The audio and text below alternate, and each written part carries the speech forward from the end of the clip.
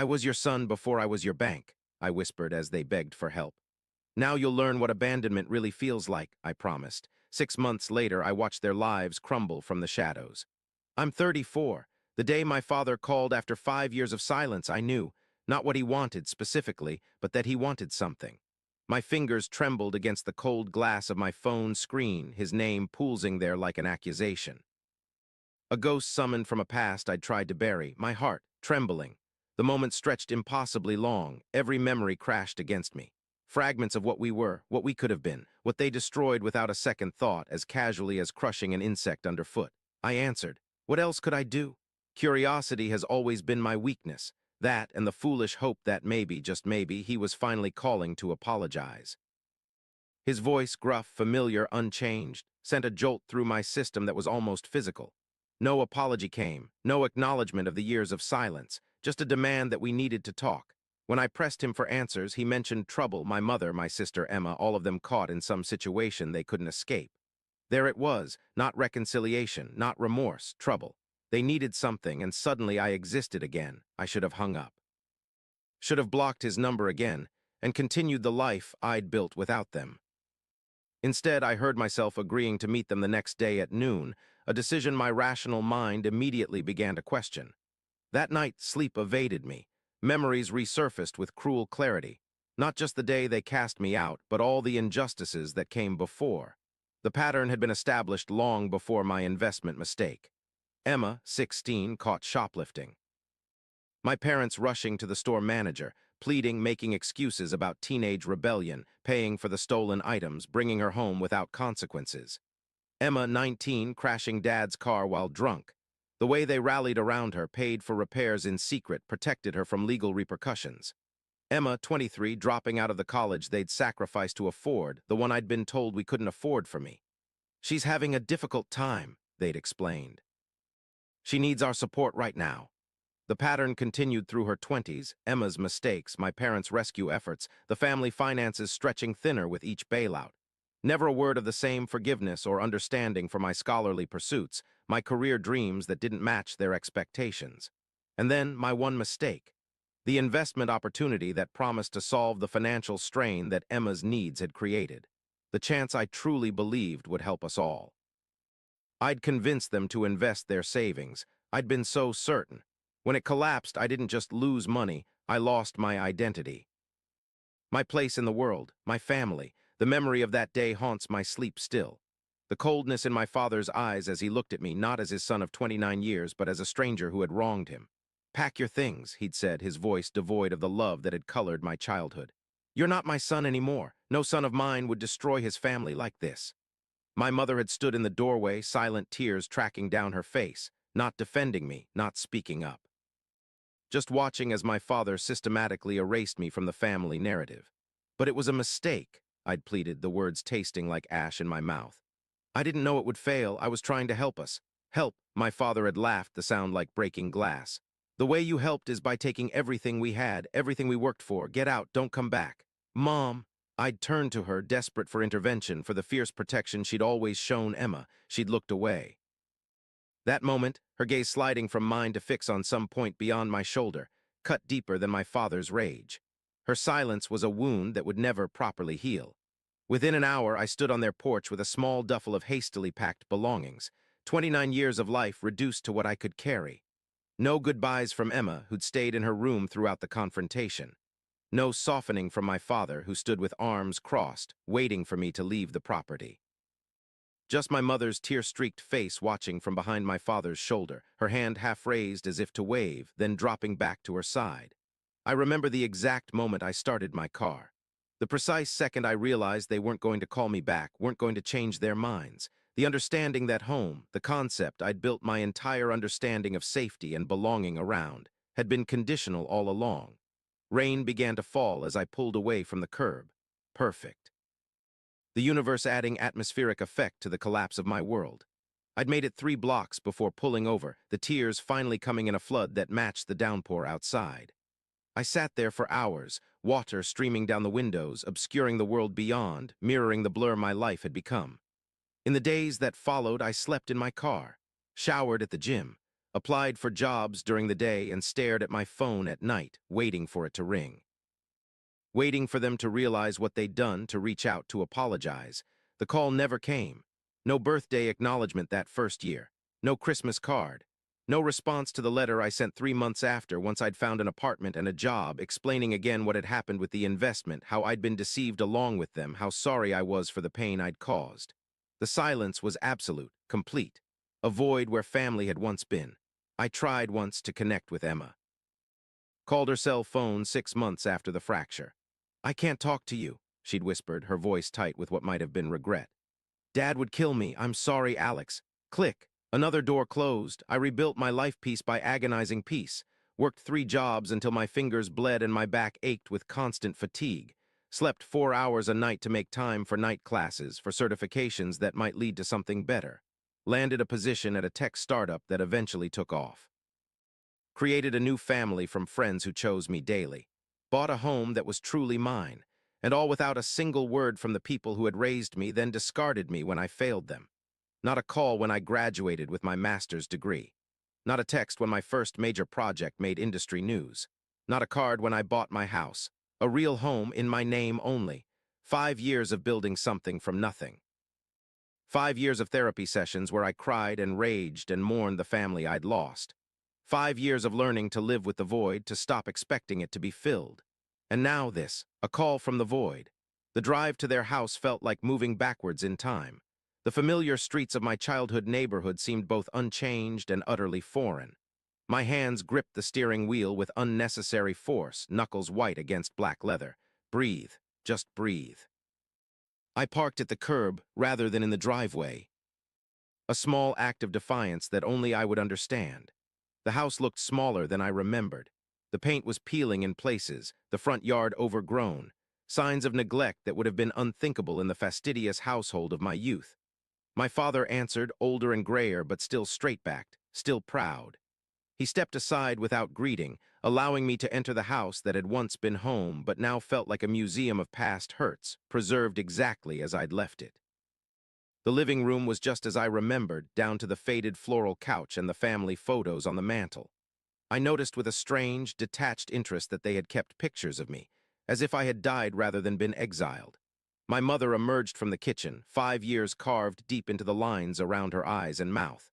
Her hair, once richly brown like mine, had gone completely gray. She looked diminished somehow, like life had been steadily eroding her. She whispered my name like a prayer, her eyes, my eyes, everyone always said, filling with tears. My chest tightened painfully. I had prepared for anger, for coldness, even for indifference. I hadn't prepared for this naked vulnerability, this visible breaking. No hug, no touch. I couldn't bear it. She seemed to understand, stepping back, hands fluttering uselessly at her sides. Emma sat on the couch, eyes fixed on her clasped hands. She didn't look up as I entered, but I could see the tension in her shoulders, the way her knuckles whitened with each passing second. My father instructed me to sit down, still issuing commands rather than requests. Some habits never change.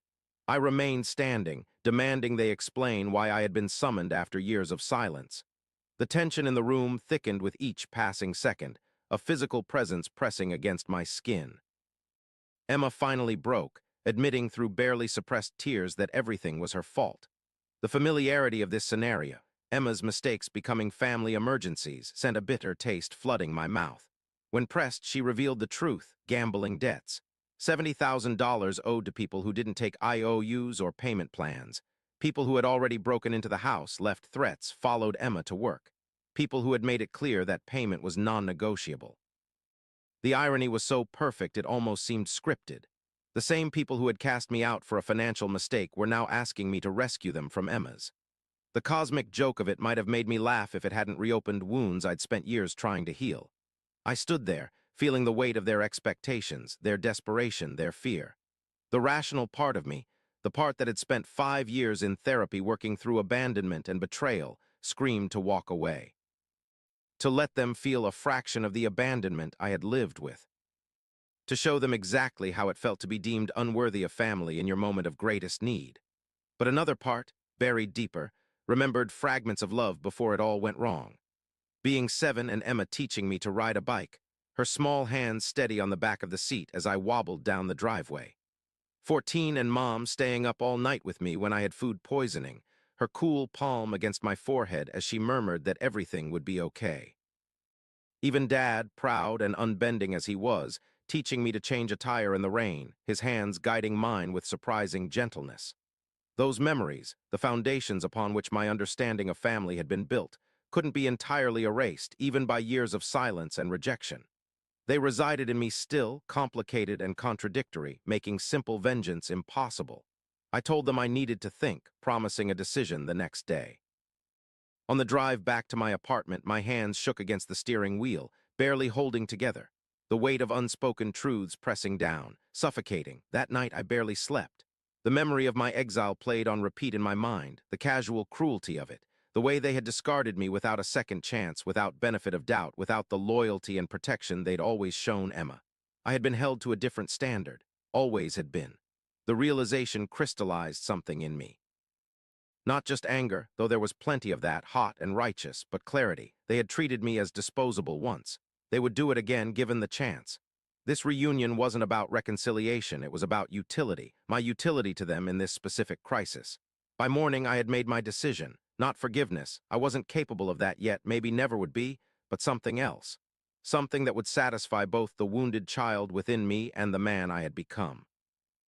I arrived at their house at precisely noon the next day, a manila envelope in hand. They were waiting, the air thick with anticipation and dread. Without preamble, I announced my decision to help, watching relief flood their faces in a wave almost visible to the naked eye. Then I named my terms. I would pay Emma's debt directly, and in exchange, the house would be transferred to my name. They could continue living there, but as tenants, my tenants. The shock on their faces was everything I had imagined during those long, sleepless nights of planning. My father's expression darkened with familiar anger as he accused me of extortion. I corrected him calmly, calling it consequences, something this family seemed to have selective understanding of. The same understanding that had allowed them to cast me out for a mistake while protecting Emma through a lifetime of them. Emma broke first, rising from the couch to accept my terms. She would sign whatever I wanted if it meant making the danger disappear. My parents exchanged a long look, some silent communication passing between them before my father's shoulders slumped in defeat. They agreed to my terms, their capitulation neither gracious nor grateful, but final. I placed the papers on the coffee table, watching as they signed away the home they had once evicted me from. With each signature, I felt a strange mixture of vindication and hollow victory. The house I had grown up in, the setting for both my happiest memories and most profound betrayals, would now legally be mine. As I prepared to leave, my mother caught my arm, a gesture so familiar it sent pain lancing through my chest. She asked if this was all we would be to each other, now landlord and tenants. I looked at her, really looked at her for the first time in 5 years. At the mother who had let me go rather than stand against my father's judgment, who had chosen silence over defense, who had protected one child fiercely while abandoning the other. I whispered, "I was your son before I was your bank. You decided that wasn't enough. Now you'll learn what abandonment really feels like." Tears tracked down her lined face as she whispered that they had made a terrible mistake. I agreed simply, "Yes, you did," before walking out, leaving them standing in the house that was now mine, surrounded by the consequences of choices made years ago. The next weeks passed in a blur of legal documents and tense phone calls. I paid off Emma's debt through channels my lawyer assured me were both legal and safe. The house transfer went through without a hitch. My parents and Emma became my tenants, an arrangement that satisfied the part of me that had burned for justice all these years. But as the weeks turned to months, something unexpected happened. The victory I had anticipated, the satisfaction of turning the tables, never fully materialized. Instead, I found myself thinking of them more, not less. The wounds, which I had expected to finally heal once justice was served, seemed to ache with new intensity. Physical sensations became my language, a racing pulse when I checked the rental payments, breath-catching when I saw my mother's handwriting on the envelope, chest tightening when I drove past the house. The body remembers what words cannot. 6 months after that first phone call, Emma contacted me again. Our father had suffered a heart attack, critical condition, might not survive the night. I shouldn't have gone. He had made his choice years ago, had stated in terms that left no room for misinterpretation that I was no longer his son. His medical emergency didn't erase that. And yet, some invisible thread pulled me toward the hospital, toward the man who had shaped me, then shattered me. The hospital corridors were hushed when I arrived, the squeak of my shoes against the polished floor unnaturally loud in the antiseptic silence. My father lay diminished by illness and machinery, his strong frame somehow shrunken under the thin hospital blanket. Tubes and wires connected him to machines that beeped and hummed, measuring the diminishing beats of his heart. He drifted in and out of consciousness. During one lucid moment, his eyes found mine, recognition, and something like regret crossing his pale face. "Alex," he whispered, my name sounding strange in his mouth after so long. I moved closer, uncertain what I was feeling. Anger still, yes, hurt always, but something else too, something I hadn't allowed myself to acknowledge in years. Loss. I had lost him long before this moment, before the heart that was now failing him had turned cold toward me. His papery hand moved toward mine, and after a moment's hesitation, I took it. The connection felt both foreign and achingly familiar. "I was wrong," he managed, each word a visible effort. "So wrong about everything." I said nothing, waiting. 5 years of silence deserved more than easy absolution. "The house," he continued, his voice fatting. "There's something you don't know." My mother, who had been sitting quietly by the bed, made a small sound of distress. My father's eyes flicked to her, then back to me. "She doesn't want me to tell you, but you need to know." I frowned, not understanding. "Know what?" "The house," he whispered. "It was always yours. Your grandfather left it to you in his will when you turned 25. We never told you." The revelation hit like a physical blow, rearranging my understanding of the past 5 years in an instant. "What are you saying?" My mother's tears flowed freely now. "Your grandfather always said you were just like him. He left the house to you, not to us, but by then we had already remortgaged it twice, for Emma's rehab, for her legal bills. We couldn't tell you without admitting what we'd done."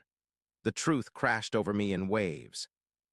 They hadn't just cast me out for a financial mistake.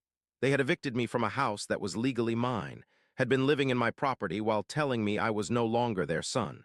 When I made the investment mistake, it had been convenient, a reason to cut me off before I could discover their theft. The world tilted sideways with this new understanding. My exile hadn't just been about the failed investment. It had been a preemptive strike. Insurance against the day I might discover their betrayal.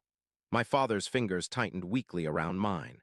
"Forgive," he whispered, but the word faded as his eyes drifted closed, the machines beside him changing their rhythm, beeping with sudden urgency. He died that night.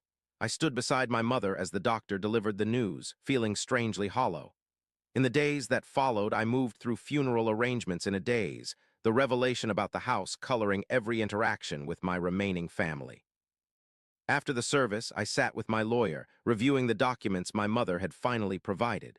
My grandfather's will, the mortgage papers, the trail of financial decisions that had systematically robbed me of my inheritance while simultaneously punishing me for a far lesser financial misstep.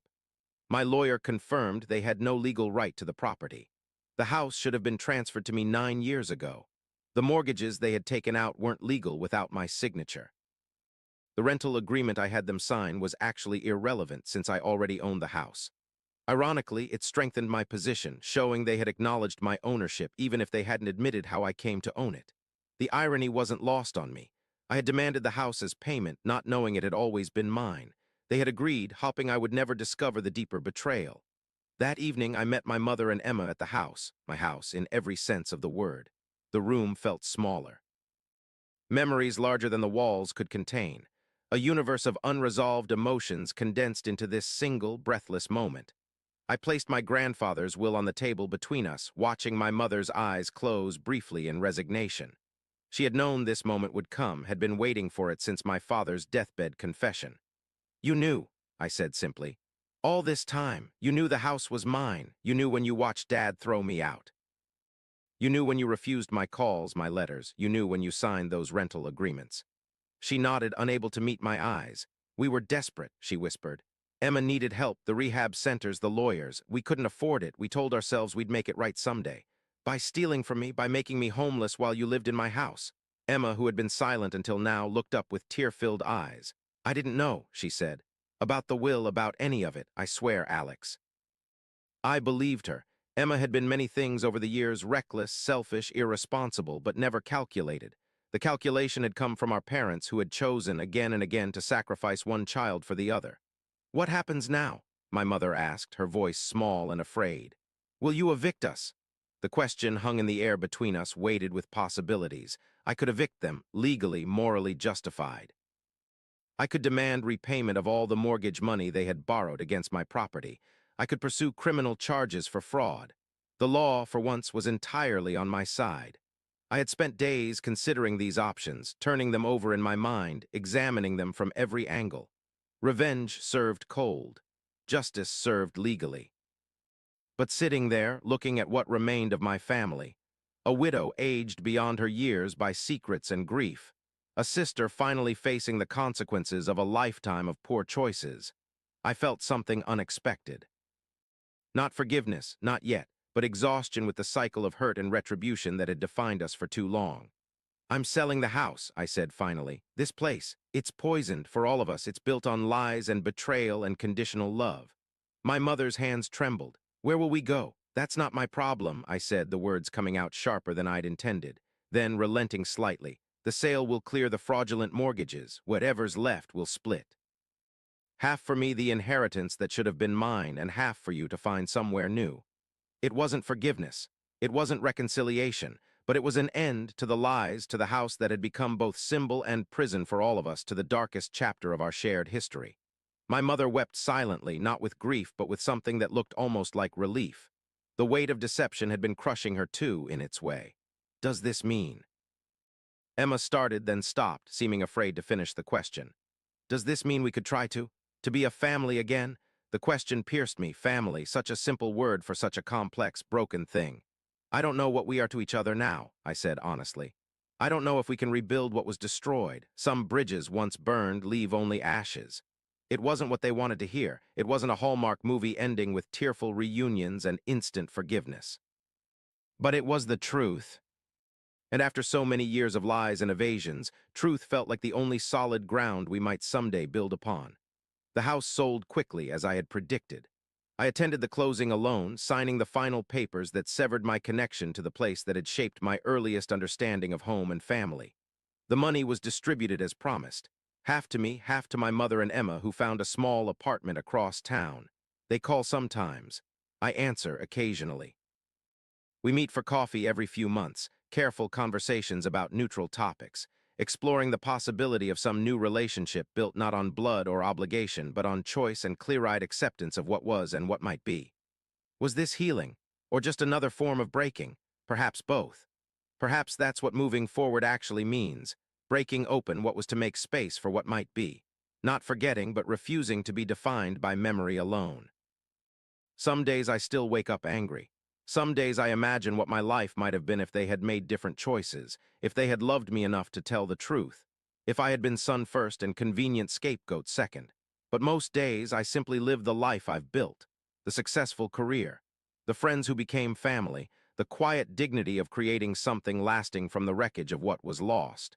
And if that's not victory, it's something close enough to touch. Something that belongs entirely to me.